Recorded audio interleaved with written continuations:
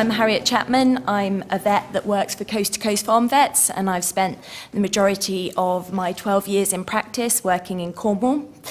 Liz asked me today to come and speak about animal health and welfare innovation, so I'm going to spend the next 15 minutes really running through some areas within the livestock industry that I think could benefit from innovation, and hopefully we've got some great brains in the room here today that can come up with some solutions.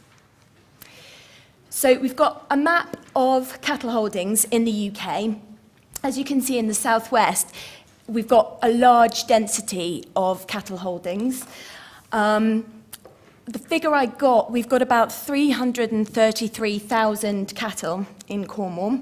So perhaps not the highest number of cattle for a county, but we do have a really high number of farms working with cows and getting their income through the cattle and livestock sector. So do we have any dairy farmers in the room? I know we've got one. I sat beside him. Okay, a couple. Things have moved on in the last 50 years. I don't think we've got anybody hand milking like this, certainly not that's making a living from it. However, within Cornwall, we've still got a few parlours that exist like this. This is a step-up parlour. So you've maybe got 4 to 6 milking machines. They work all right, but you don't want to put a big herd through them because you can only put 6 cows through at a time.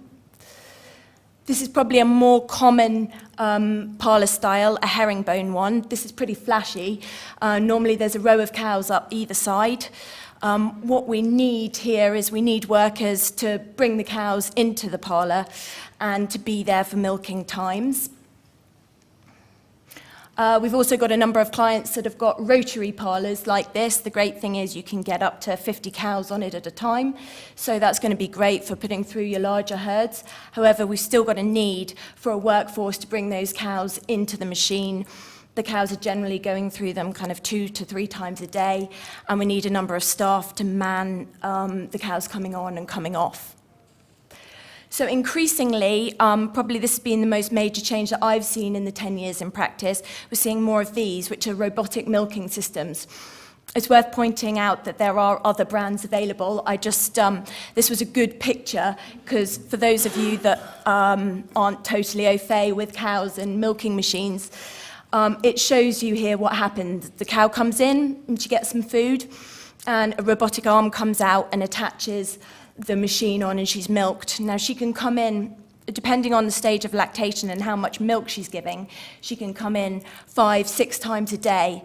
And so the great thing about these machines is we probably get more milk because the cows can come in more frequently. Hopefully it's more comfortable for the cow because when she feels the need to get milked, she can come in.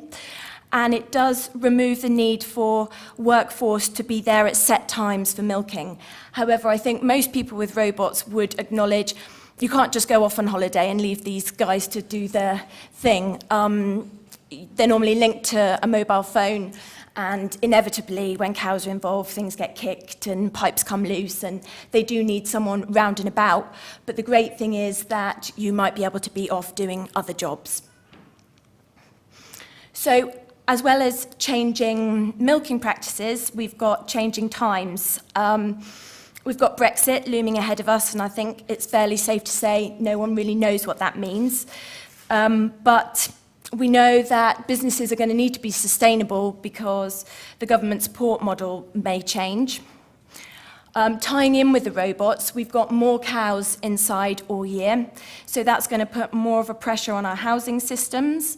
And it's going to raise some questions about welfare, potentially consumer perception of the dairy industry. Due to relatively low milk price, we've got a reduction in farm workers. There are still the same number of jobs that need to be done, but there's often less of a task force to do them. And certainly I know from the farms that I go to, I'm hearing time and time again that when they are looking for somebody to work on the farm, it's a real struggle to find that person.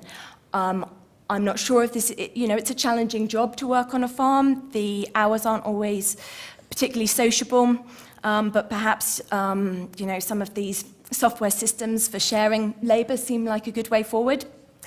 Gone are the days of James Harriet, where we used to get to turn up on the farm as a vet, fix the problem and go away again. We now got to try and work to stop these problems happening in the first place. And as you're probably all aware from the current press coverage, there's a big drive to reduce antibiotic usage on farm. So these guys, RUMA, who are the Responsible Use of Medicines in Agricultural Alliance, were set up in 1997 to promote the highest standards of food safety, animal health and welfare in the British livestock industry. And last year, they produced a kind of list of guidelines following the formation. They formed a task force which was set up to respond to the government objective of identifying sector-specific targets to reduce antibiotic consumption without impacting on animal health and welfare. So I've chosen a few of these to highlight. We're going to have a big drive to increase our use of vaccines. I'm quite proud to say we're already quite big users of vaccines, particularly within the cattle and the sheep sectors.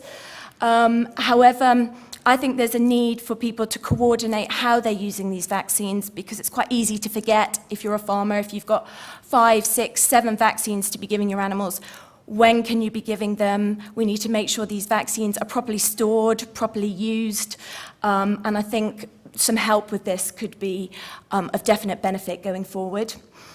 There's a legal obligation for all farms to record their antibiotic usage, but this doesn't have to be electronically at the moment.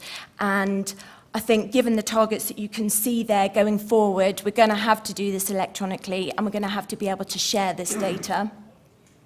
Mentioning again the active health planning, there's a really strong drive to work the farmer, the vet, even the nutritionist, and all of the other industries that are involved on the farm to come up together with a specific tailor-made plan for that farm to try and prevent disease. And then we've got this big target that's going to probably be taken up by some of the milk buyers to reduce our use of critically important antibiotics by 50% by 2020. Now, these critically important antibiotics are antibiotics that are shared by both the veterinary and the human medicine sector. I think it's worth pointing out that the dairy, beef and sheep sector are doing quite well already. We have a relatively low consumption of these CIAs compared to other livestock sectors. However, we're still going to have to reduce that by 2020. So I sat down with my colleagues and came up with a list of some challenges on Cornish farms. I'm not going to read them out one by one or expand on them one by one. TB down the bottom, I mean, we could have a whole day talking about that, and I've just got 15 minutes.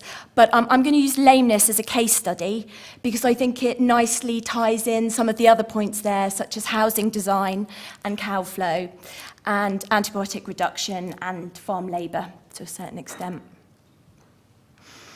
So your lame cow, why is it important? Well, I think there are a lot of lame cows out there, unfortunately. It's getting better, but we can still do more. It's uncomfortable for the cow and it raises welfare issues.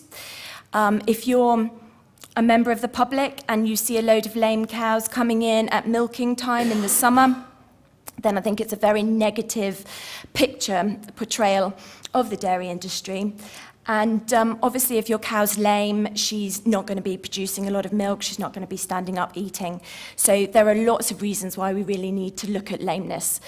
The great thing is a lot of people have been looking at lameness in the last 5 years. There's been some brilliant work coming out of Nottingham University, looking at the cow's foot around about the time of calving and how that can impact lameness.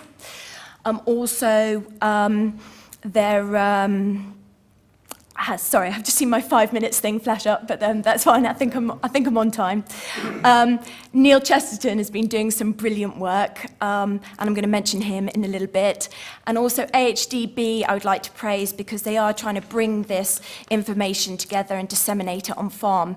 But we feel there's a need for this to be targeted to Cornish farms and to bring more data together and work at what's implementable on Cornish farms and make it accessible and affordable to farmers. If we look at this cow on concrete, I I think if you go to the majority of cow sheds, you will see that the majority of feeding areas and passageways are concrete. And if anyone's spent a long time standing on concrete, it's pretty uncomfortable. I don't think concrete was designed with cow comfort in mind. So wouldn't it be great if we could have a better flooring system that was out there, if we could use something that was recyclable, cheap? I don't know, hopefully there's someone sat in the room that suddenly had a light bulb moment. Certainly when you go overseas to some of the larger dairy herds, you will see lovely areas of rubber matting, and that has dramatically increased their incidence of lameness, decreased, sorry. The Cornish Lameness Forum, I'll just briefly mention, that's something that us as coast-to-coast vets have come up with, and we're working with farmers and the industry and other kind of professionals such as foot trimmers to try and put our heads together in Cornwall and work out how we can go forward to combating lameness. So as I mentioned, there's this chap, Neil Chesterton, who's doing some brilliant work with looking at the cow's natural behaviour and seeing how we can work with the cow to reduce lameness on farm. We know that the cow is a creature of habit and that there's a natural dominance hierarchy. So we need to give cows space to exhibit this natural behaviour when they're coming in and out of the dairy and when they're housed for winter. So I think looking at buildings as they are now, that hasn't always been the driving force for the layout. So if we can make the cows happier and less jostling, and if you've got kind of 600, 700, 800 kilos of cow jostling around on a bumpy track or a concrete surface, then it's inevitable that you're going to have foot damage. If we can keep them happy and keep them flowing through spaces, then we're going to reduce the stress on the cow, reduce the lameness, and hopefully have happy farmers because we're going to have less lame cows to deal with. This is a particularly nasty condition that causes lameness. It's called digital dermatitis. It's caused by a mixed bacterial infection. We think that spirochete bacteria are heavily involved. We know that it's very contagious and that it can be spread in slurry. It causes these nasty ulcers on the foot that can actually spread up to the udder as well. Why do I mention it? Well, it ties in with housing design because this bug and this condition love slurry. They love wet conditions, so we need to look at improving our housing so that we've got less contact between the slurry and the cow's foot. And also, this is not a condition that you just inject the cow with some antibiotic or some magic substance and it goes away. We need to look at the housing, as I mentioned, but we also need to look at trimming the cow's foot and looking at after her as a whole. And then we also need to look at topically how we treat this. So historically, we have controlled this condition by putting a cow through a foot bath. So you can see that foot bath there is filled with water. Historically, that would have also been filled with antibiotics. We don't want to do that anymore for a number of reasons. We're trying to reduce our antibiotics, and we also know that a lot of these foot baths are less than ideal in their design. This one's all right because this cow's going through it by herself at the moment. However, a lot of these foot baths are put as the cow exits the parlour, so there can be a lot of jostling, particularly if it's a narrow foot bath. Also, you can't see what's going on underneath the waterline, so if there's a load of ridges or a slippery surface, then the cow's going to find that a little bit stressful. The first thing the cow does when she's stressed is lifts up her tail and poos. If she contaminates that foot bath, then basically you're asking all of the cows that follow behind her to walk through a bath of slurry. And as we know, that actually increases our risk of digital dermatitis. So I would like to see some work going on in design, more friendly cow foot baths. So we need to look at surfaces, we need to look at how wide they are, we need to look at where they're placed on farms, and then we need to look at what's going on in terms of what we're putting in these foot baths. We have historically used antibiotics, as I mentioned. There's also another chemical going into these foot baths called formalin. It does an all right job, but it's highly carcinogenic and it's very irritant to both, well, mainly to people and to eyes and so on. So you can see from this foot bath, often the way that they get emptied is by lifting it up and tipping it out. So you don't really want to be doing that manually if it's a nasty substance. So design and product definitely need a bit of work in this area. So that's been a whistle-stop tour of animal health and welfare innovation. If anyone has any questions, I'm happy to take them. My email address is up there, so please feel free to jot that down and get in contact.